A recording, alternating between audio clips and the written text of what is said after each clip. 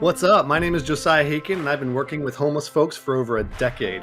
I'm convinced that one of the biggest reasons we have not been able to solve the homelessness crisis in our country is because we fundamentally do not understand why it happens or what or can be done about it.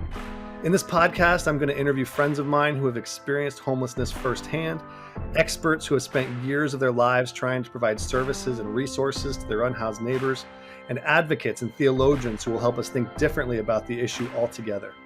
You are not going to agree with everyone I interview on this podcast. You may not even agree with me, and that is okay. Let's throw out our assumptions and consider the possibility that maybe there is more to this story than we previously thought. Welcome to the Neighbors with No Doors podcast. All right, ladies and gentlemen, friends, family, and acquaintances, we are here back on the Neighbors with No Doors podcast. I am Josiah Haken, and I am so excited, thrilled even, for the opportunity to have a conversation with one of my dear friends who I worked with in the streets for many years. This is someone who I affectionately call the Finnish warrior princess.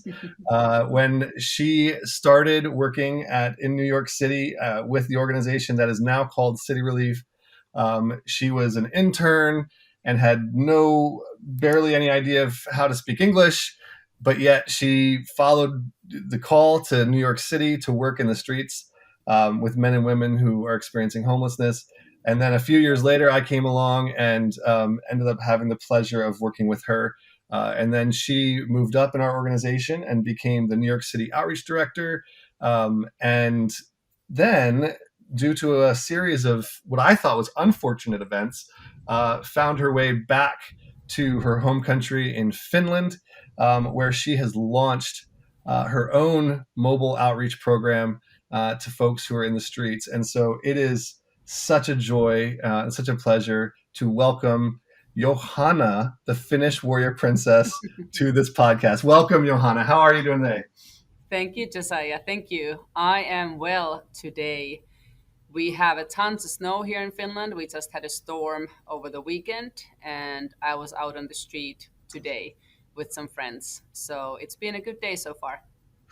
Amazing. So basically what I'm doing is I'm starting out every conversation on this podcast with a really simple question, because I want people to get kind of a framework for like how folks like us and others get engaged in the issue of homelessness. So my first question I'd love to have you talk a little bit about is, looking back on your life, what was your first introduction to the reality of homelessness? Like, can you remember the first time it occurred to you, wow, there are people who don't have places to sleep, don't have a home to sleep in, and what that did to you when you first encountered it?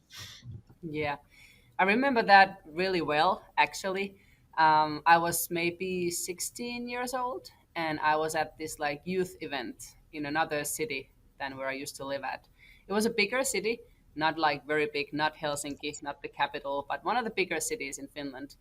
And I was there with my friends. We stayed at this like school where we ate our dinners and we slept in the school. And we had our dinner and we were heading for the event. And we left the school and we saw that in the backyard of the school there was a guy going through the garbage of the school. And I was like, we kind of all stopped and we're like, maybe he's actually looking for food. And they're like, we just had a plate full of food inside. And we're like, hey, let's go and get some food. We didn't approach him at that point. We just went ahead and got a plate of food. And then we went back there and he was still there. And we really didn't know what to say. We're just these teenagers and we just kind of approach him and we're like, excuse me. And he turns around and we're like, are you hungry? And he's like, yeah, I'm actually like looking for something to eat. And we're like, hey, here's a plate of food for you. And I remember his eyes. He was very like kind. His eyes were like blue and just very like warm and kind. And he just looked at us and he said, thank you. And then he did one more like one-liner. And he's like, when you're poor, you got to be humble. And we're like, okay. Have a good day, bye. And then we went on to the event. But I just remember that so clearly. It was my first introduction to the reality of somebody, you know, I don't know if he was homeless, he, could have been, and just in Finland, and it was even it was springtime, but it wasn't very warm yet, and just looking for food through the garbage, and that was my first introduction to the reality that some people live in. That's it's so interesting to me because it's funny how those conversations and those interactions stick with us, right? Hmm. Like they they Hmm. they they become these moments that are sort of fork in the road moments where we realize sort of that our world and our experience is not the same world and the same experience that other people are Hmm. living in, Exactly. even if they're around the corner, even if they're Hmm. from the same country or in the Hmm. same space.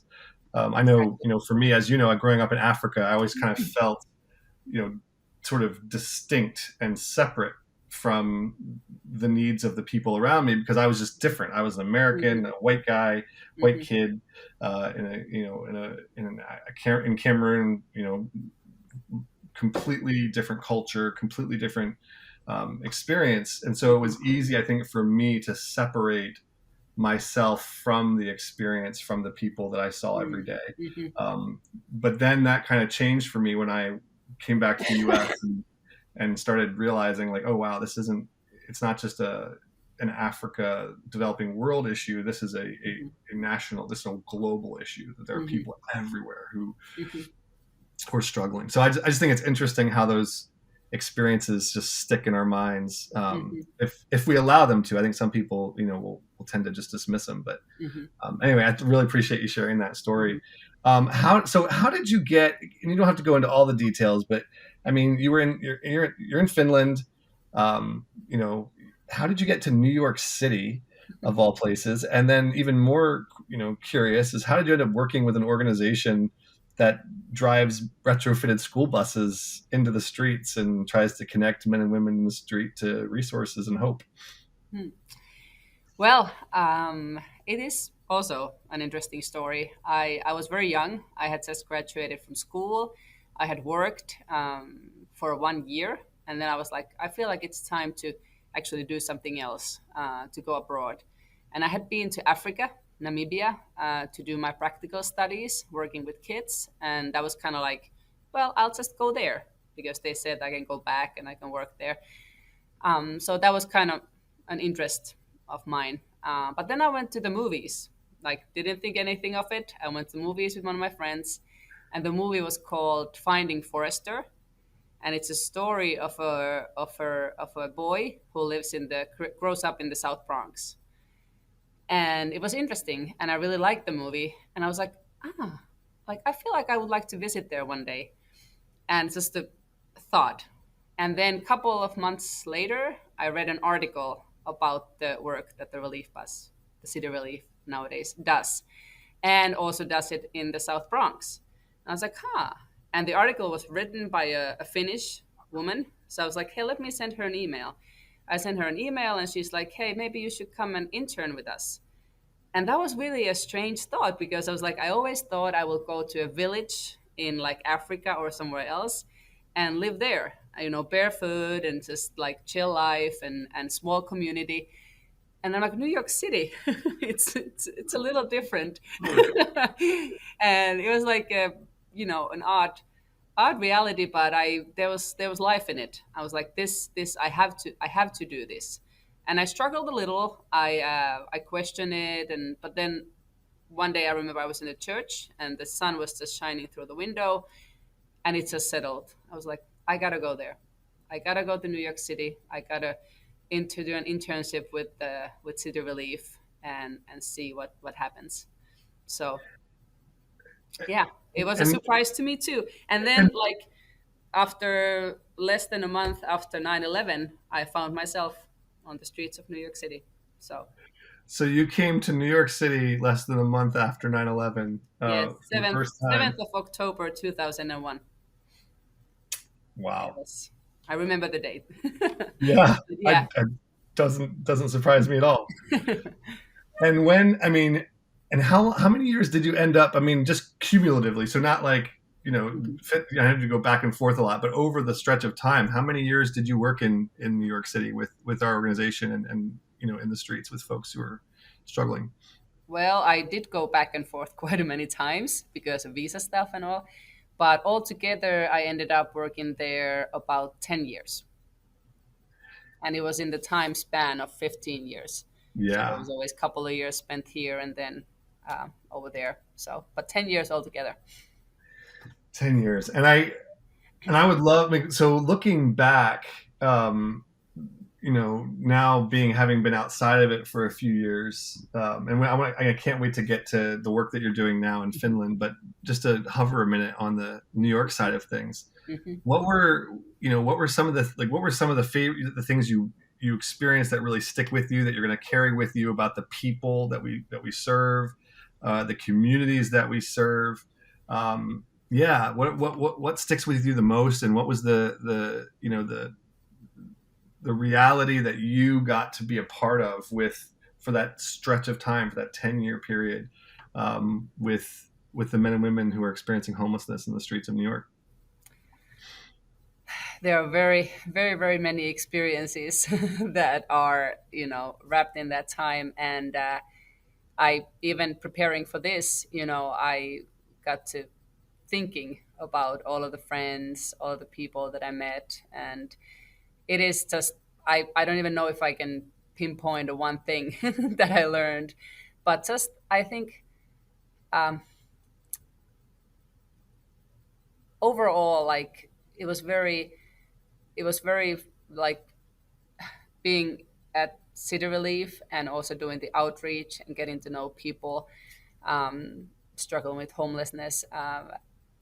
It's just, I think that, like, family is the word that comes to my Mm, mind, which is, with everybody, it's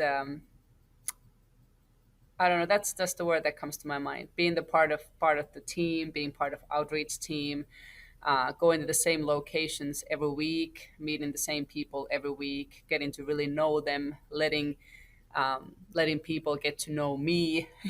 From Finland, when you come, you're kind of like maybe kind of shut off at first, but then being there and seeing people and learning their stories kind of like helped me to share my own and really connect in a deeper level. So family is like the word that comes to my mind, and that's what I also miss most mhm. from New York. People, they used to ask me like, "Why do you go to New York so often?" Like, I'm like, "Yeah, New York is a great city. It is. It's a beautiful city. It has great buildings, history, all that." But it's like, I was like, the buildings, you see them once and that's that. But people, there's always something new. There's always Mhm. something you can learn.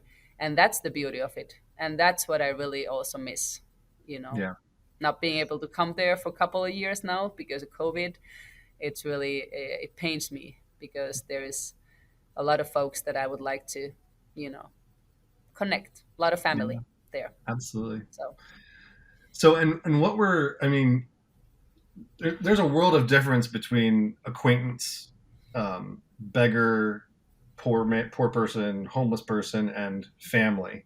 mm, Um, I'm in terms of I think stereotypes and the way we mm, think about those mhm. issues. I'm just curious, like, what were some of the stereotypes or the assumptions that you made, or maybe didn't mean to make, but just were brought up thinking about when you first started working in New York, and then how did those sort of stereotypes, if there were any, how did they get sort of broken down? How did they change in terms of your time of just being with people?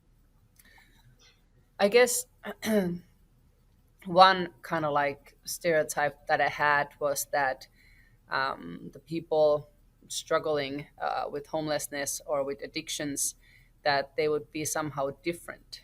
You know, of course, we are all unique with our own personalities, but somehow different, like different from me, different from the rest of us. And as I got to know them, it's we're not different. We had the same sorrows, same joys, uh, different, maybe different struggles, different backgrounds, but still same desires, and just very, very many similar things in our lives. So it's like it's not, they were not different. They were just like you and me.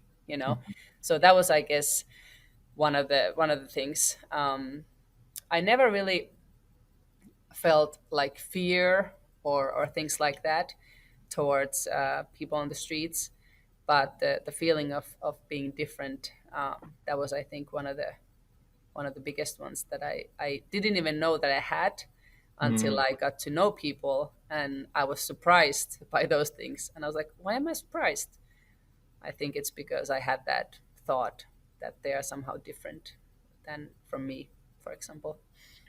Well, one of the things I had the joy of doing is leading outreach with you many, many, many times.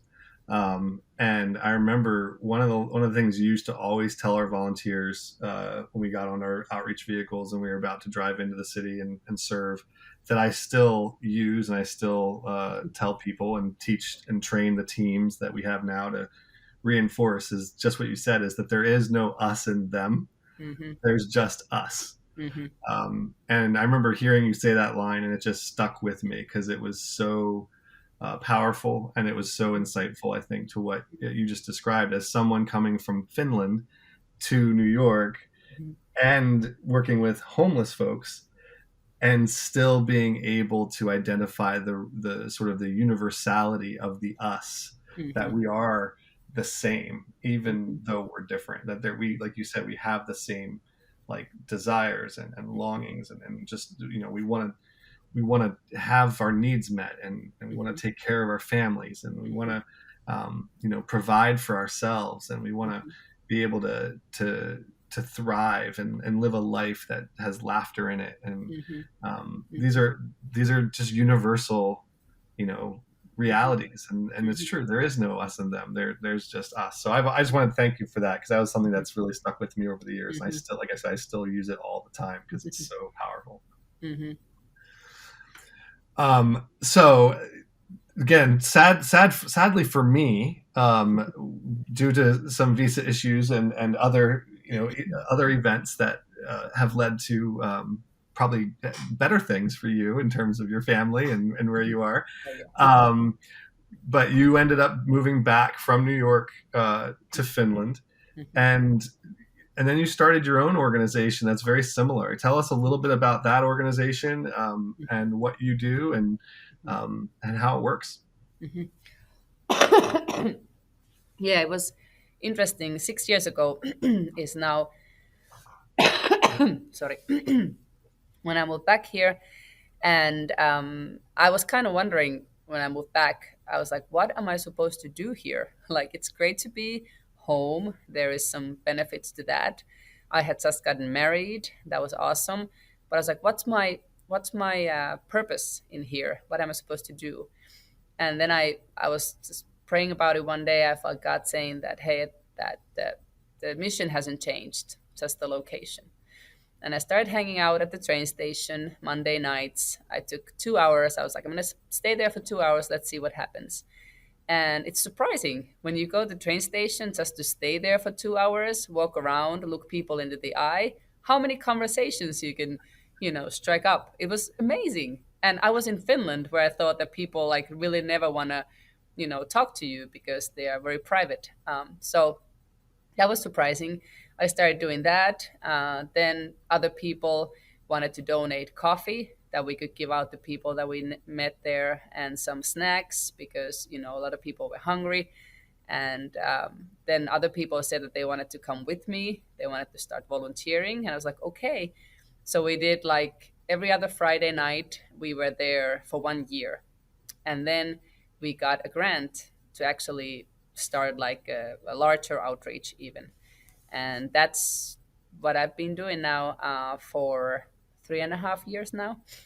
And we have, it's kind of like city relief but smaller in many many scales. We have a van. We go to three different locations in Helsinki. Go to east of Helsinki, and then we go to south and north. We always stay 3 hours per location, and we still have coffee and snacks. And we do just very much similar work that the city relief does. Very much focus on connections. just getting to know people, building trust, and then hopefully referring them to places of help if they have any needs. So that's what we are doing now. And it's just, to me, I always like to tell it kind of like from the beginning, because it started with such small steps. And I was like, Mhm. I had no idea what I'm doing. I'm just going to go to the train station 2 hours a week and see what happens. And now we're here, that we have the vehicle and we have the donors and we have the volunteers. And then we do three outreaches per week. So it's pretty amazing. I'm really happy. I think I found my purpose of being here. That's incredible. And I had the pleasure of joining you guys on a few outreaches in Helsinki a few years back, Uh-huh. and it was beautiful. I mean, again, there's something so beautiful about the simplicity Hmm. of just like I know, as you know, Richard Galloway, the founder of City Relief, likes to say that God only uses one kind of person, the kind that shows up. Yep. Yep.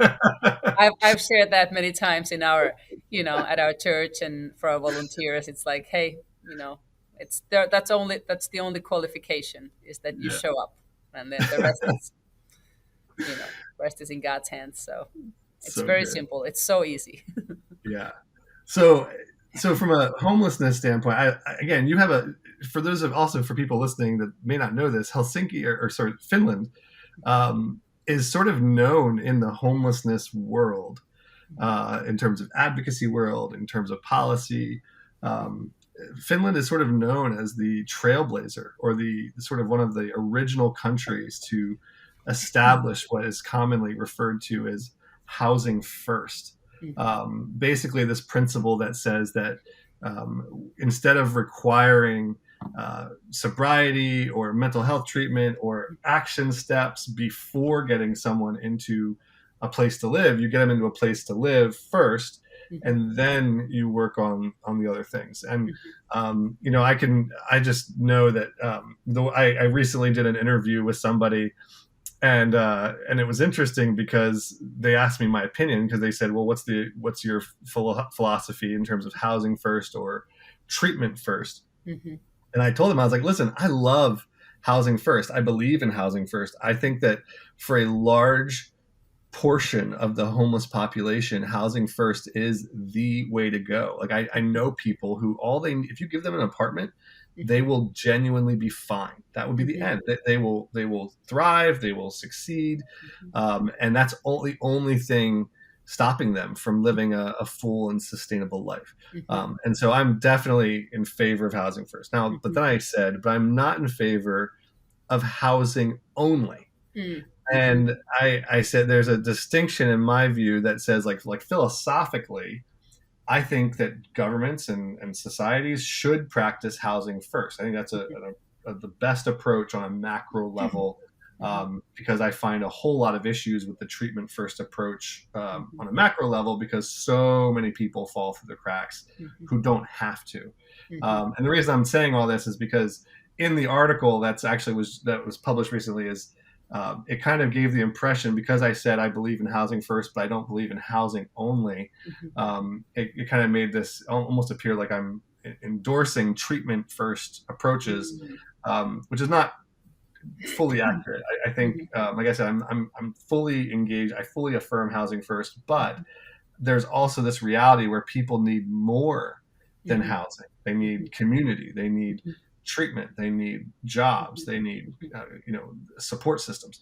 So anyway, all that to say, that little lecture I just gave in the last few minutes, Finland is a housing first country.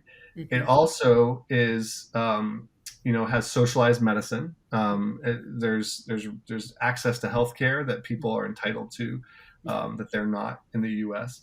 And so this is why I thought it'd be perfect to talk to you a little bit, Johanna, about the difference, having worked 10 years in New York City helping people who are experiencing homelessness, and now 6 years in Helsinki and in Finland. What are some of the key differences that you see in terms of homelessness, and the realities that people are dealing with, and what are some of the similarities, and what are the things that you're like, this is a universal thing? I see the same thing in Harlem Mhm, that I see in Helsinki. So, mhm. but start with the differences. What are some of the differences that you get to experience?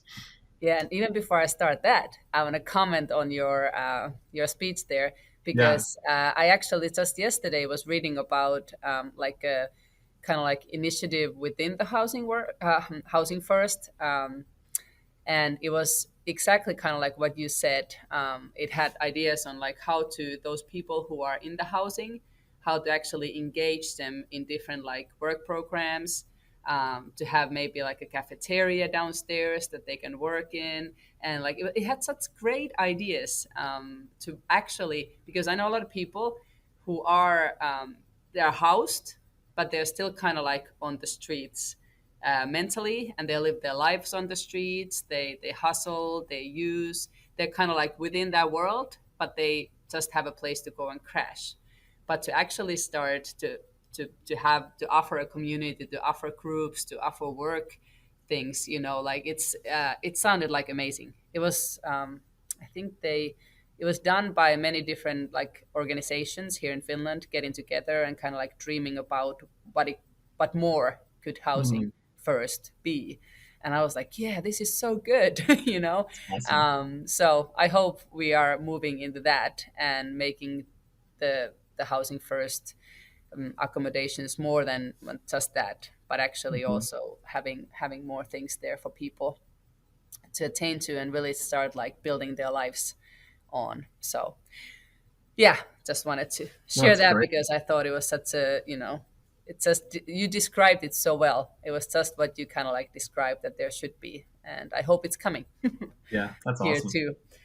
But difference is I was thinking about this, and I feel like in New York City, I met quite a few people who had been homeless for quite a many years, like even decades. So it's been a long, long, long journey for them. And then when I think in Finland, I just only know one person who had been homeless for 11 years. And that was also due to the fact that he was too shy to go and get any help from any place. But thankfully, then he came to us because we are right there where the people are, and we were able to Mhm. help him. So it was really great. But other than that, there is not really homeless people with that many years on that road here. And I think it has to do something with the housing first, has to do something with that. And of course, we have, like, at least in New York City, when I still was there, you had the big intake shelter that you had to go through to get in the system, and nobody really wants to go there. It's kind of the same thing in here. We have a big center where if you go there, then you get put in the system, and then down the road, you might be able to get an apartment through there. But then there's also options. Like there is an outreach team that is out on the streets, that really is putting people, signing people onto that list, the waiting list for the housing, and they can just stay on the street to the day they get their place. They So don't hold have on, to. time out. Sorry, that's mind blowing. I have to interrupt. So you're telling me, this is genius. You're telling me that a person doesn't have to go into the warehouse where they just sit and check in and wait Uh-huh. and sleep every night Mhm. while they wait for the Mhm. apartment or the housing that becomes available, that they can actually wait for that. Where like the image I get is like when you go to a restaurant and you sign up Mhm. at the desk and you put your name on the list Mhm. and they give you that little buzzer, Mhm. and then you can go anywhere you want Mhm. within shot of that buzzer going off, Mhm. and then when the buzzer goes off you walk in and you get your table. Mhm. um, but you're saying it like that's how Finland actually helps people get housing, is they don't have to sit in a warehouse they don't want to be in and have to follow Mhm. all these rules to curfews and Mhm. surviving fights and stuff like that. They Mhm. can just wait until their apartment becomes available. They can just do that, and then the outreach team also is regularly checking in on them, taking care of their health, making sure they're okay. Like they have a like a relationship with the outreach team, and just usually if they have their usual spot that they usually are, that's where they find them. Or if they have a phone, they can be connected through that. But yeah, that's one of the really really awesome things, you know. And then some people, they do want to go, they prefer going to like one of those kind of shelters where you get your own room and some of your own privacy, and they just wait there to get their own apartment, especially because of brutal cold winters we have. But Yeah. some people really do, they don't want to enter the system, and they are just encounter where they are, and they are waiting on the waiting list, and when the apartment comes, then they just are able to move in, you know, which I think it's amazing. you That's know. incredible. And how about the outreach teams? Are they able to give, like, if someone chooses to say, I don't want to go into the system just yet, I want to wait for my apartment while while I'm outside. Are those outreach teams able to give those people supplies or things hmm they need, hmm like to hold them over until that time that their apartment comes available? Like, can they give them like socks or blankets or Yep, food? yep, Is that yep. something they're They have, allowed to do? they're allowed to do that, and then they have the medical person in the team that if there's a medical need that the person has, they can also address that. So it's a really really nice, and there's many like I think now because of COVID, there has been a lot of like organizations that used to just work indoors and have like drop-in centers and stuff.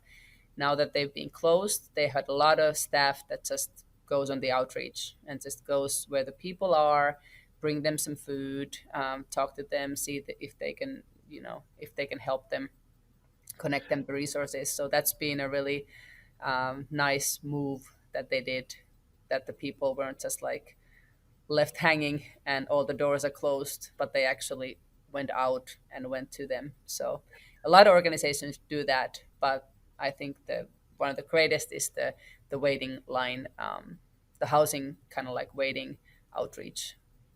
That if you're on the line, if you're signed up, we'll try to take care of you until you get your place. And what's the police involvement? Do these outreach teams travel around with an armed police officer everywhere they go? And do they, do the police are they, working side by side with these social workers and outreach team members to make sure that if anyone's unruly, they need to get, put handcuffs on and locked away? How does police involvement work with outreach in Finland? It's not, they're not really involved. I hope they were involved in a sense that they could also connect people. I think that would be like awesome if they actually had like, they just bring people into, what they call it, sobering station. If you're too drunk, they just bring you there to sober, or if if you've done something, then you're going to be locked up. But to actually like have the police involved in a way that they could bring you to a drop-in center or somewhere else where you could get help, that would be the nice involvement of the police. But I don't think they're doing that. But yeah, the outreach teams, they usually go out in pairs, and even like the city of Helsinki provides an outreach team for the people who are otherwise unreachable through the office hours and stuff. So they have 8 people, two per like north, east, southwest. So yeah. So tell me, how many people are in Helsinki? Do you know how, like, the total population? I don't need Uh, specifics, but it's getting closer to 600,000. okay. Yeah. Well, And if you only in Helsinki, I think it's more like 500,000. But if you count like the surrounding Espoo and Vantaa, I think it's closer to 600. and how many do you have any idea of how many people they estimate are without stable housing Well, I in think the in area? Finland the estimate is, well, I'm so bad with numbers. It's either in Finland or in Helsinki. But if it's in Finland, even most of the unhoused population is in Helsinki because Hmm. of the services and this general area. But I would say it was, the number was under 5,000, 4,000 something, Okay. the latest. And from your experience, what is sort of the, you know the leading, like from the people that you're serving and engaging with. I'm really, you know me, I'm hesitant to say like, oh, this is what leads to homelessness. But if you Uh-huh. can drive, if you can, I know every situation, every story is different. And so that's one of the things I want to emphasize with this Hmm. podcast. Hmm. So I'm not trying to do the opposite here, but like, what are some of the issues or some of the things that you feel from your experience are keeping people in the street in specifically in Finland? Well, one thing that I've encountered a lot is that people have like a kind of like unpaid rent debt Mm, that shows in their like under their social security number. They just have like that. Kind of like, I don't know if it's the same thing as kind of like credit score. You have bad credit score, you have that. And then if you have that, usually people, at least private people and even different organizations, they won't rent you an apartment because you have outstanding debt in that specific area. You can have debt in other areas of your life and it's not maybe an obstacle, but if you have outstanding debt in the rent area of your life, that's one of the biggest. Even if the we call it Kela, it's the, I have to see the English here. It's the Social Insurance Institution of Finland, and it's a government agency that provides basic economic security for everybody living in Finland. So even if Kela is willing to pay your rent, you still have that outstanding debt there to kind of like be a barrier for you to get the housing. But then a person that I know, a friend of mine, he came up with this idea, and now it's actually very widely used. It's called the middle renting system. So it means that an organization can rent an apartment from a private owner and then take an insurance on it and then rent it to a homeless person that they know of. So they are kind of like responsible for the apartment, they're responsible for the renting and the insurance and all that. And then they can rent it to a person who otherwise wouldn't be able to get it. So they're kind of like the middleman in that sense. And I think brilliant. I love it. I love It's it. brilliant. It's because when I started here, it wasn't in effect yet. 6 years ago, it was just kind of like in the works. And I met so many people who were homeless. Just they were like, Kela would pay my rent. Like I have a secure rent payer, it's the government. But since I have this outstanding debt, I won't get the apartment. But now that you have the middleman that can just rent and kind of like take responsibility of it, then a lot more people are comfortable in renting to people they might not normally kind of like rent. So That's genius. I love that. yeah. And that's where I love the creative solutions that people are coming up with, or all Mhm. around the world to try to Mhm. make a way through the Yeah, bureaucratic, yeah. Because mess. that has been one of the biggest. It's like people don't feel comfortable renting to people who have, you know, they have that in their past and they haven't been able to pay it. Um, but now they have a way of getting their own place. So It's amazing. it's pretty awesome. So it's helped the situation quite a bit. Yeah, Yeah. that's incredible. So I know, I mean, you and I would love to just talk to you for hours about this stuff. But I wanted to ask you a couple more questions before we Sure. kind of wrap up. But like Mhm. two things is like, I would love for you to share one of the most impactful stories that you remember from your work in the streets in New York, and then a story from your work in Helsinki. Yeah, so let's start. Then I'll have two more just wrap up questions after that. But I want to hear what when you think back, or like tell us a story about someone that is meaningful to you, or that really left a mark on your heart, from New York and also from Helsinki. Yeah. Well, in New York, there are many stories, and it was just so hard to pick just one. And I love how I was able to really like connect with the ladies, especially in Harlem. I have a lot of stories with some of the ladies in Harlem that I was able to connect with and see what happened in their lives. But I think I just have to share the story of my friend Megan from Harlem. because she's, still my friend. I keep in touch with her, and I'm inspired by her story still to this day, and what's happening in her life. But I remember I talked with her in Harlem, on the street corner of 124th and Park Avenue. She was living in the shelter in South Bronx, uh, being, in addiction still,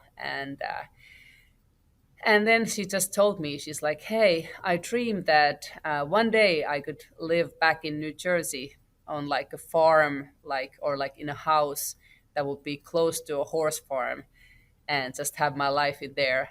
And I was like, I really wanted to believe in that too. I was like, I want to believe that it's possible, but in my mind, I just couldn't see it in that moment. Like I was like, that's so far from where we are at right now. But then now, what, 6 years later, she has a family. She's married, beautiful kids. They have their house in kind of like the countryside of New Jersey. And then she's running a program for the ladies to get off the street. And I'm like, this is just like, it's like day and night. It's a total difference, in her life, and it's just, I don't know, it blows me away. And I so vividly remember that conversation in the corner, and I remember even my own doubt. I'm like, Yeah. I hope that this will happen. So then that's it, and it's also a good lesson for me to be like, Yeah. everybody has a chance. Everybody does. It's like we never know who's gonna, kind of like come out of it, come Yeah. out of the circle of being in the shelters and on the street and all that, to actually have a home and to have a family and all that. It's just, everybody has it's possible for everybody, and Yeah. I have to remember that too. Yeah. I So love, I they love, will. I love the, just the ability to dream. I mean, I think I was meeting with some potential donors yesterday, and we were talking about, they were expressing frustration that they didn't necessarily want to invest in people who were too far gone, or not, who were not Mhm, ready to take responsibility and mhm, actually move forward, because it feels from an investment standpoint that they're just throwing mhm, money into the wind. mhm, And and I, there's a lot of people who feel that way, and I recognize that that's a reality, right? But then I got to explain a little bit to them about the fine line between despair and disinterest, mhm, or laziness, mhm, um, and despair and disinterest, really look similar. They present with similar realities, similar mhm, dynamics. If someone is disinterested, mhm, oh, I don't want help. I don't want, I mhm, don't want to get, yeah, keep mhm, your stocks, keep your food, keep your mhm, shelters, keep your case management. I'm not interested. I'm good. mhm, I'm good out mhm, here. And there's this mentality with that says, oh, they're not even interested in help. Why would I want to help someone who doesn't even want to help themselves?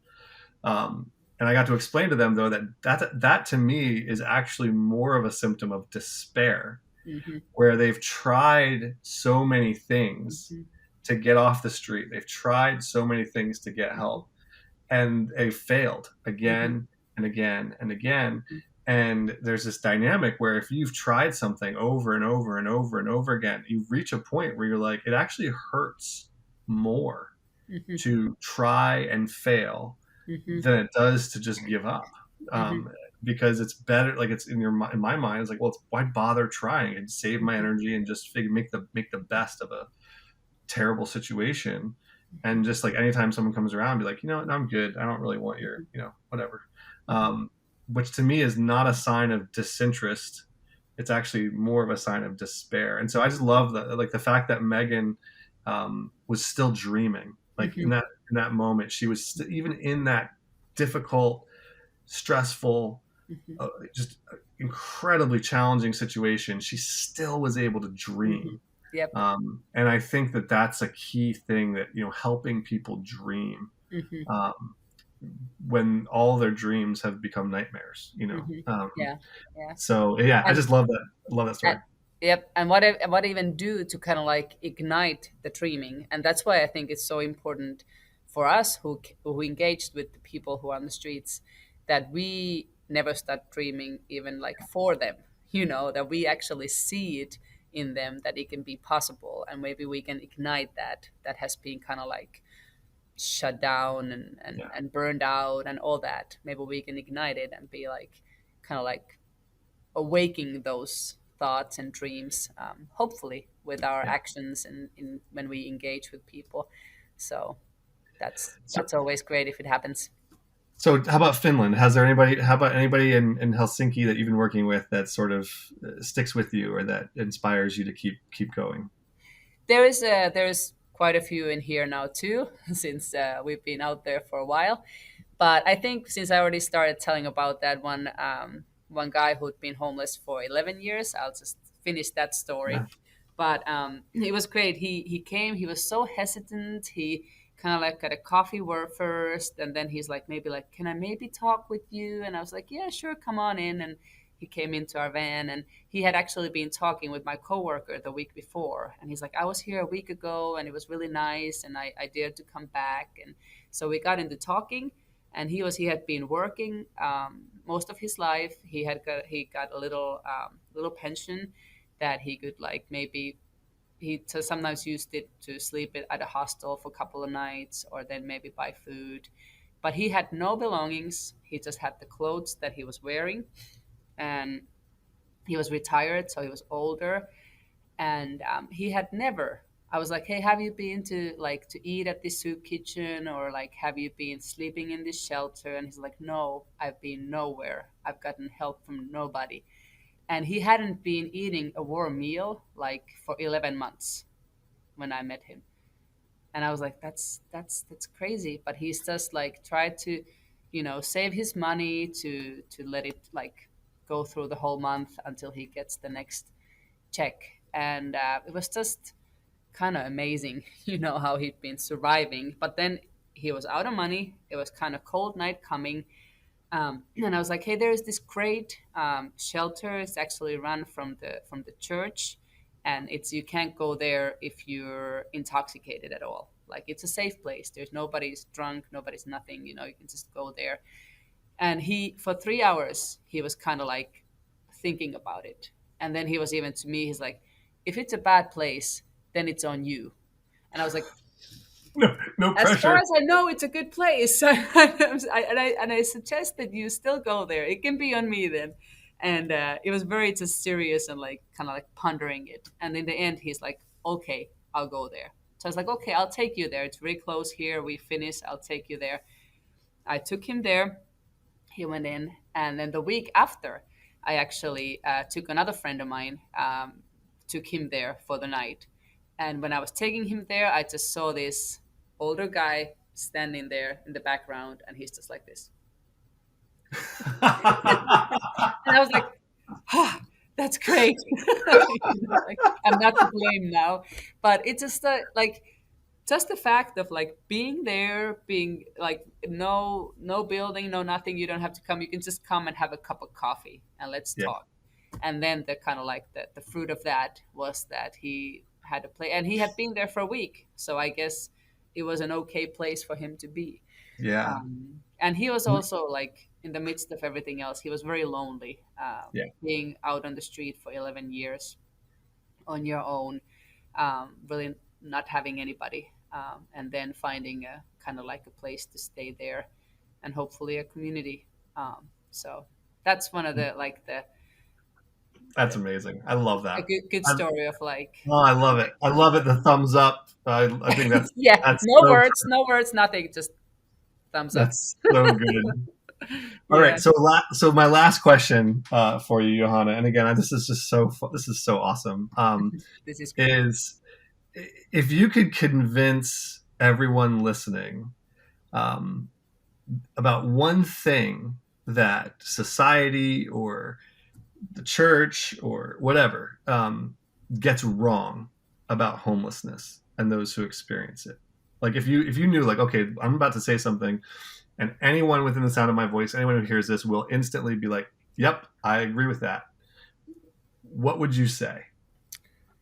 This one is a hard one because the only thing I could like think of was kind of like what I answered earlier, and was the fact that they are different. Hmm.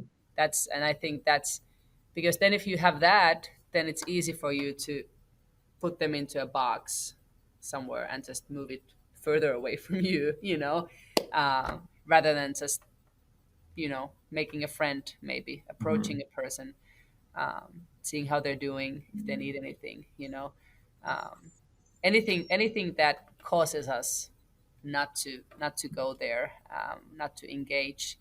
I think it's sad, but I think that because that was what I had, was that they're Yeah. different. There are a lot of other things like people think of in the States. Maybe they're a little different from what Finnish people think, but everything from they deserve it, they've done Mm. something wrong. That's very common, which I think it's very very very wrong. you know that that yeah, that they've done something wrong, they deserve it. That's one of the maybe Mm. biggest ones that I think it's just so heartbreaking, Yeah. because literally they're not different. It could be any one of us. Yeah. um, and that's And the if we blame them, then we don't feel bad for not helping them. no, because they just get what they're deserving. Yeah. We can Yeah. just keep on moving. Yeah. Yeah. Which is Yeah. That's so good. Well, my goodness, this has been so great. I can't thank you enough for your time, but most of all for your friendship. I just want to the whole just want to real quick say that there was one time I remember very vividly when I had just been promoted to some position, and you had been promoted up to New York City Outreach Director, and I had to go, but you couldn't drive yet, so we drove into Chelsea Park. I drove, parked the bus, and then I left you in charge so I could go work on my computer like all good bosses do, right? And I came back a few hours later, and I asked Johanna. I was like, hey, Johanna, how'd it go? How are things? And you're like, oh, it's great. I broke up a fight, and I was like, what? She's like, oh yeah. I was like, I broke up a fight. I was like, what happened? And she said, I'll never forget you telling me this. Like, I just stood between him, and I knew he wouldn't hit me. So I knew as long as I stood between him, he wasn't going to hit the guy behind him. And the guy kept saying, Miss, I want you to move because I'm going to hit this guy, and I don't want to hit you. And you said, no, I'm not moving. You need to. And I just remember in that moment, I was like, oh my gosh, this is truly the Finnish warrior princess standing in the gap between two people as they're about to fight, going, Miss, I want you to move. I don't want to hit you. it's like, sorry. I didn't even remember that story. I was like, I wonder where is this gonna go. I have no, but I remember I've done that in Helsinki too, at least once. So I guess it's maybe something that I do. It works well when you're female, usually. Yeah, usually. Usually. It works well until it doesn't. Yeah, exactly. But I Well, think I knew. In both cases, I knew the people involved at least a little bit. yeah, So I knew in that point and with those people it would work. yeah, absolutely. Yeah, Well, thank you for taking the time to do this conversation, have this conversation with me. Thank you for the work that you're doing. Just know that you have, my undying respect and my appreciation and my prayers. I just think the world of you and the incredible work that you're doing day in and day out. So yeah, just thank you for the time, and I just can't wait to connect with you again in the future. definitely. And same goes for you. All those words, I feel the same about you. So back to you with that. And this was fun. Thank you so much. My pleasure. We'll talk again soon, Johanna. Have Yeah, a great you day. will. Yep. I am so grateful that you took the time to listen to this episode of the Neighbors with No Doors podcast. I hope you found it helpful and empowering. Just so you know, I'm releasing a book that is also going to be called Neighbors with No Doors, and I would love for you to check it out. You can find it at neighborswithnodoors.com. You can like our Facebook page or follow along on Instagram and Twitter. I'd like to thank my producer, Rex Harson, for helping me put this together, as well as the many guests who gave me the gift of their time and their story. Have a great day. We'll see you next time.